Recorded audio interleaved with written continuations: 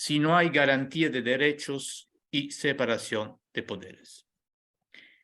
Pero, sobre But todo, above all, beyond the quantitative picture, in many places, there have appeared significant changes of trend, devious changes. No one has reintroduced the traditional modalities of the failed experiences of those so-called authoritarian states or socialist states prior to 1989. Apart from the case of China, which has maintained the political monopoly of the Communist Party, the repression of minorities and religious denominations, despite the attempt at dialogue with the Holy See, combined with a market economy strongly controlled by the state, several other countries in transition have given rise to hybrid regimes with a minimum degree of electoral pluralism, which, however, does not affect the autocratic logic. This is why we have spoken of electoral autocracies. Autocracies, which in addition tend to download conflicts to the outside world, even with a return to the use of war as a means of settling international disputes. While economic colonialism persists and expands, particularly in Africa, everyone is struggling to make effective the right to the environment in a context of the current climate and energy challenges we face. In other cases, it was the rulers themselves who claimed that the definition of illiberal democracies of countries where people vote, but where the autonomy of the judicial power, the independence of constitutional courts, the pluralism of the media, associations, and the autonomy of local administrations are called into question before and after the vote. And in some cases, even churchmen seem to be unaware of the serious contradictions with respect to the preferential option for democracy ratified by the Second Vatican Council. There is no support for values, no concession to religion communities that is worth exchanging for consent to regimes that deny the dignity and the freedom of those people. In other cases, we see that with concern a succession of falls of rulers due to corruption and constant instability. Faced with this phenomena, Pax Romana has been the protagonist of the expansion of democracies. Desde Jacques Maritain hasta Alcide De Gasperi, Aldo From Moro. Jacques Maritain to Alcide De Gasperi, Aldo Moro, Maria de Lourdes, Tadeusz Mazowski.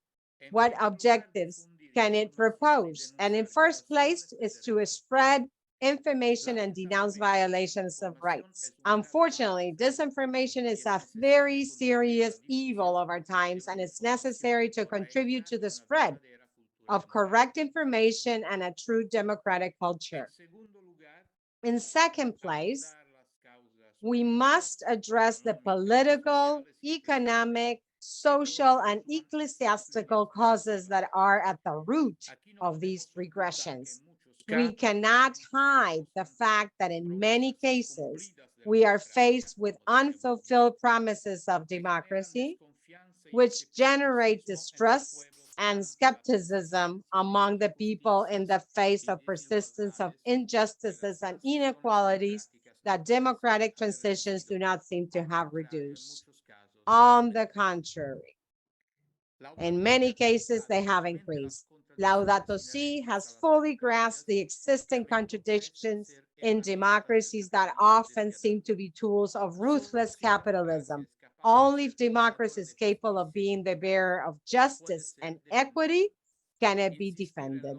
insisting on the principles of Laudato Si can be a valuable contribution.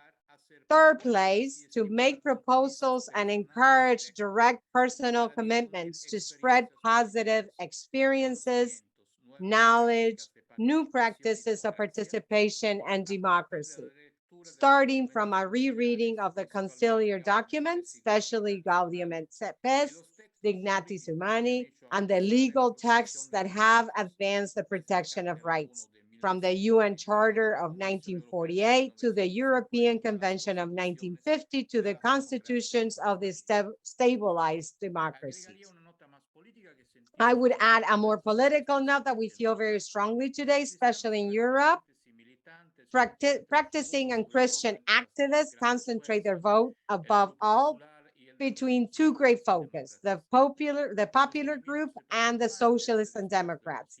In Pax Romana movement, since and after the Second Vatican Council, people choices for the forces of socialist and democratic groups have prevailed, but there's also a positive consideration of those experiences of the European People's Party that is still affected, at least in part.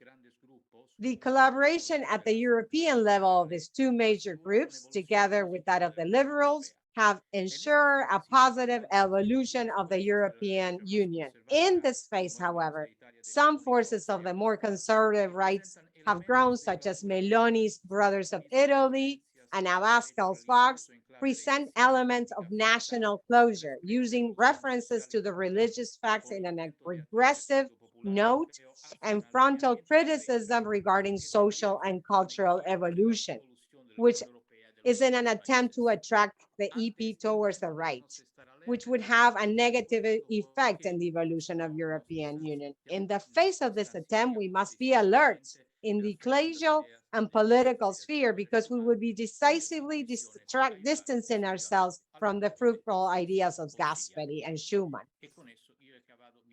whose institution decisively held the conciliar turning point. I have concluded my part, and I